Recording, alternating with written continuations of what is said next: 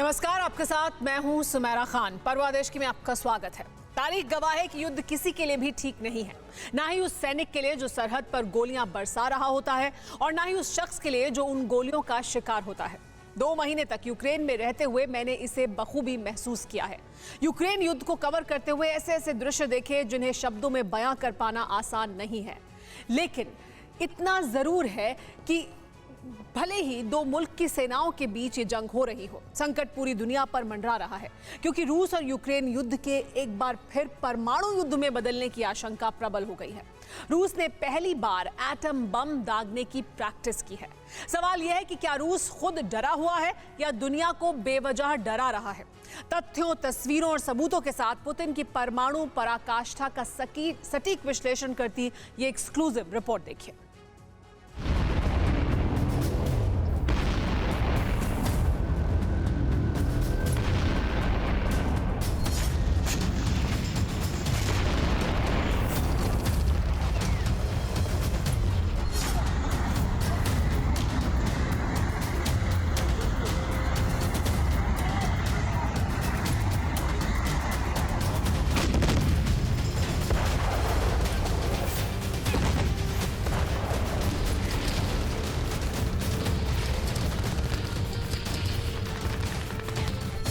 जमीन खाक हो गई, आसमान गुम हो गया।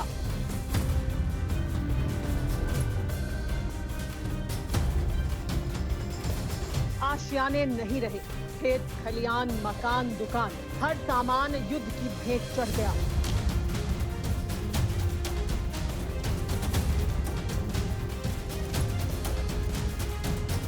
कुछ बचा है तो जिस्म में हल्की सी जान, जिसकी गारंटी बिल्कुल नहीं है। इसे यूक्रेन नहीं कहेंगे, यूक्रेन का मारियोपोल भी नहीं बोलेंगे, क्योंकि धरती पर कहीं नर्क है तो यही है, यही है, जी हाँ यही है। Утром встанешь, поплачешь, вечером поплачешь. Я вообще не знаю, куда деваться. Это ж я не одна, представьте. Все разгромлено, все разбито. Куда людям идти? С маленькими детками он сидят, с манежами и 2 детей.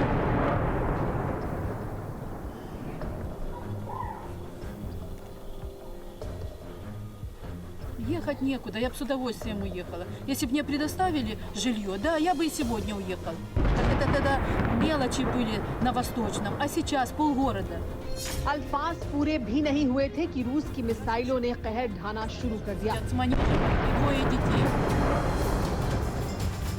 ये मारियोपोल है, जिसका वजूद मिटाने के लिए पुतिन की पलटन ने हर दांव आजमा लिया है और अब आखिरी लड़ाई को अंजाम दिया जा रहा है। इसीलिए ताबड़तोड़ हमले हो रहे हैं। इसकी वजह भी है।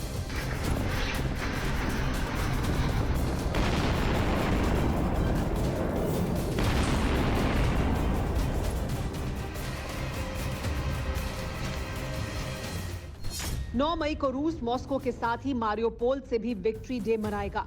इसीलिए 9 मई से पहले रूस मारियोपोल पर पूरी तरह कब्जा कर लेना चाहता है।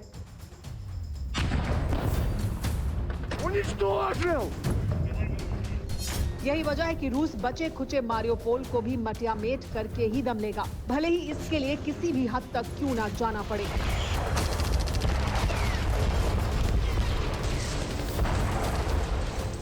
नौ मई की तारीख जैसे जैसे करीब आ रही है, यूक्रेन में खौफ बढ़ता जा रहा है। अमेरिका समेत यूरोप के तमाम देशों ने यह साफ कर दिया है कि 9 मई ही वो तारीख है जिस दिन रशिया विक्ट्री डे परेड मनाएगा और उसी दिन फुल फ्लैश्ड वॉर का ऐलान कर देगा। और ऐसे में न्यूक्लियर वॉर की संभावना से भी इनकार नहीं किया जा सकता। तो क्या रशिया यूक्रेन के खिलाफ कुछ ऐसा करने वाला है?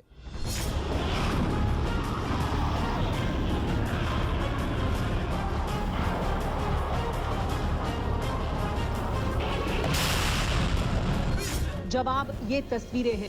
हफ्ते भर के ब्रेक के बाद पुतिन की परमाणु पराकाष्ठा को फिर से पंख लग गए हैं। यूक्रेन में जारी युद्ध के बीच रूसी सेना बड़ी तैयारी कर रही है।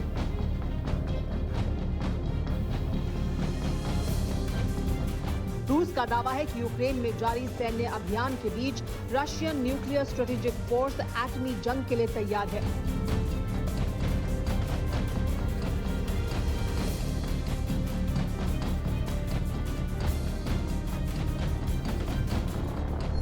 रूसी डिफेंस मिनिस्ट्री के मुताबिक रूसी सेना ने न्यूक्लियर हमले की प्रैक्टिस की है। बाल्टिक सागर में हुए अभ्यास में 100 से ज्यादा सैनिक शामिल थे। मिसाइल के जरिए एटमी अटैक की रिहर्सल की गई। सिमुलेटेड यानी इलेक्ट्रॉनिक लॉन्च के जरिए न्यूक्लियर ड्रिल हुई। एटमी हमले की तैयारी में Iskander mobile ballistic missile system का इस्तेमाल किया गया।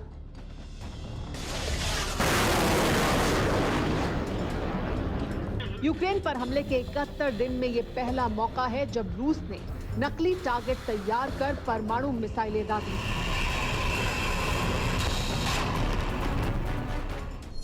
सवाल यह है कि क्या रूस खुद डर रहा है या दुनिया को डरा रहा है? बार बार एटमी जंग की धमकी की वजह क्या है? क्या पुतिन में एटमी बटन दबाने की हिम्मत है? रूस का दावा है कि न्यूक्लियर मिसाइलों से हमले की प्रैक्टिस बाल्टिक सागर में की गई। कैलिनग्राड से मिसाइलें दागी गईं।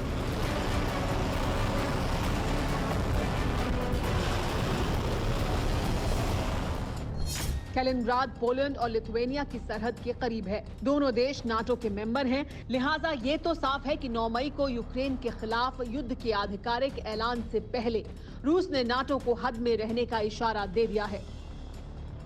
लेकिन सवाल बरकरार है कि क्या रूस वाकई परमाणु हमला कर सकता है? जवाब प्रेसिडेंट पुतिन से ही सुनते हैं।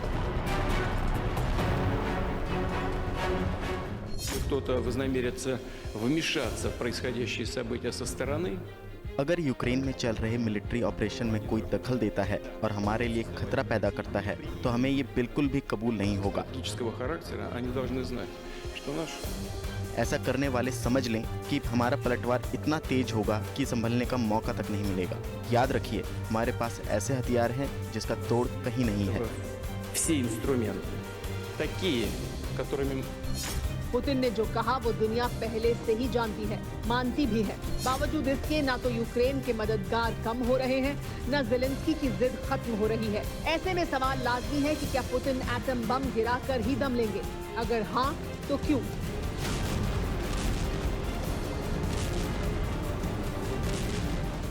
पिछले 2.5 महीने की जंग के दौरान रशिया ने यूक्रेन के किसी कोने को बर्बाद करने में कोई कसर नहीं छोड़ी है, लेकिन इसके बदले में यूक्रेन ने भी पूरे दमखम के साथ जवाब दिया है। दावा किया गया है कि इस जंग में अब तक यूक्रेन ने रशिया के 10,000 से ज्यादा सैनिकों को मार गिराया है, जिसके बाद से ही मॉस्को में पुतिन के खिलाफ बुलंद होती आवाजें और भी बढ़ने लगी हैं। यूक्रेन युद्ध लंबा खिंचने से रूस के सैनिकों का मनोबल टूट रहा है, तो रूस के साथ मिलकर लड़ रहे चेचनिया के जल्लाद भी उकता चुके हैं।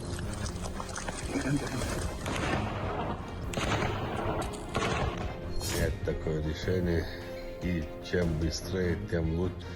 हम रूस के लड़ाके हैं, इसलिए अपने लीडर प्रेसिडेंट पुतिन से जल्द फैसला लेने की अपील करते हैं।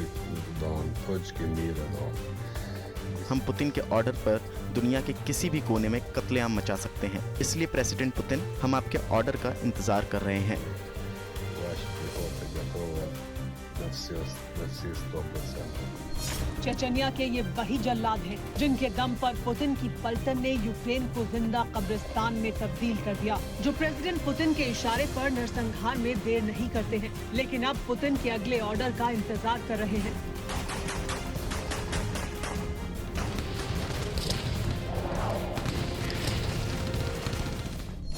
इसी बीच रूसी राष्ट्रपति को लेकर कई तरह के कयास लगाए जा रहे हैं, जिसमें रूस में सैन्य तख्ता पलट किए जाने की बात भी कही जा रही है। यही नहीं, संभावना जताई जा रही है कि पुतिन की हत्या भी की जा सकती है। इन दावों को सीरियसली लेने के पीछे बड़ी वजह भी है। रूस में तख्ता पलट और पुतिन की हत्या का दावा करने वाले शख्स पूर्व अमेरिकी जनरल जैक केन हैं, जिनके मुताबिक पुतिन ने यूक्रेन के साथ चल रहे युद्ध को जिस तरीके से संभाला है, उसको लेकर रूसी सेना के बड़े अधिकारी और सिक्योरिटी सर्विस से जुड़े लोग भी निराश हैं। प्रेसिडेंट पुतिन जानते हैं कि कोई और अगर सत्ता में आता है तो उनकी हत्या हो सकती है। पुतिन का लक्ष्य हर हाल में रूस की सत्ता में बने रहना है और इसके लिए वो कुछ भी कर सकते हैं। He's all about staying in power, Larry. That's his motivation. He will do anything to stay in power. The alternative, he knows full well, by a successor who doesn't agree with him, could mean the end of him, his demise. America के general ही नहीं, Putin के तख्ता पलट और हत्या की आशंका के दावे और भी हैं। कुछ रिपोर्ट तो ये तक कहती हैं कि हत्या के डर से पुतिन कई जगह खुद की बजाय बॉडी डबल का इस्तेमाल कर रहे हैं।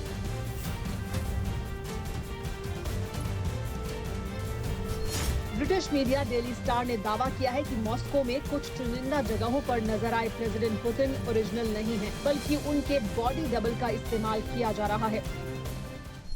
यूक्रेन पर हमले का आदेश देते वक्त किसी को यह अंदाजा भी नहीं था कि यूक्रेन और रशिया का युद्ध परमाणु हमले तक पहुंचेगा, और किसी ने यह सोचा भी नहीं था कि रशिया का इस युद्ध में यह हश्र होगा। ऐसे में प्रेसिडेंट पुतिन कभी भी न्यूक्लियर हमले का आदेश दे सकते हैं, और अगर ऐसा हुआ तो फिर रशिया के टारगेट पर सबसे पहले कौन होगा?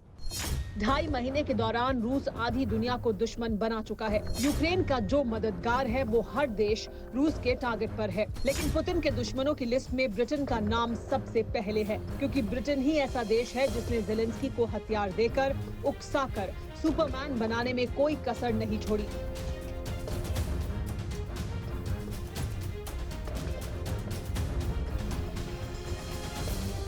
ब्रिटिश पीएम बोरिस जॉनसन भी कीव से लेकर लंदन तक हर जगह रूस पर निशाना साध रहे हैं। सवाल यह है कि बोरिस जॉनसन ने पुतिन से पंगा क्यों लिया?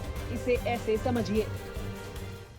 मई में ब्रिटेन में चुनावी प्रक्रिया शुरू हो रही है। अक्टूबर में ब्रिटेन में आम चुनाव होने हैं।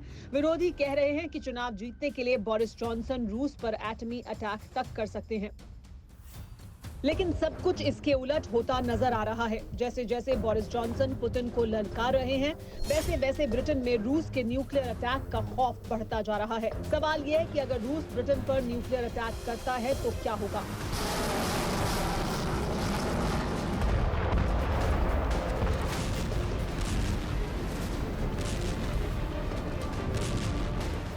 रूस ने पिछले हफ्ते सरमत मिसाइल का टेस्ट किया था। ये मिसाइल 202 सेकंड में लंदन तक पहुंच सकती है और तबाही मचा सकती है। अगर रूस छोटे टैक्टिकल वेपन्स का भी इस्तेमाल करता है तो इंग्लैंड जैसा इलाका पूरी तरह से तबाह हो सकता है।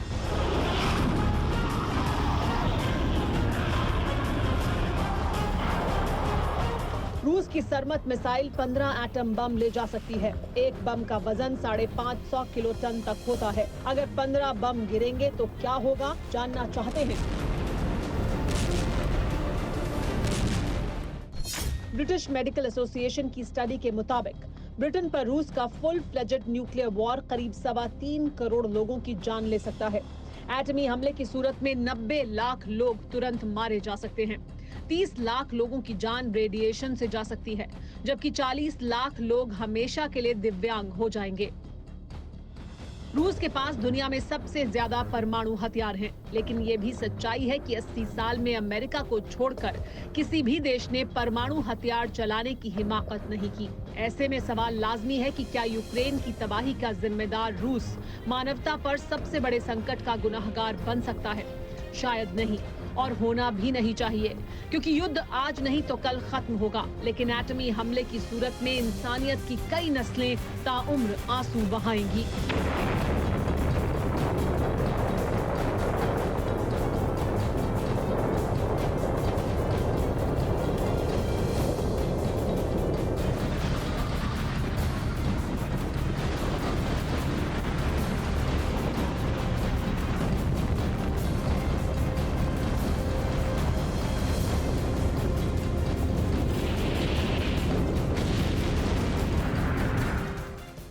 परवाह देश की, सोमवार से शुक्रवार रात 10 बजे TV9 भारतवर्ष पर।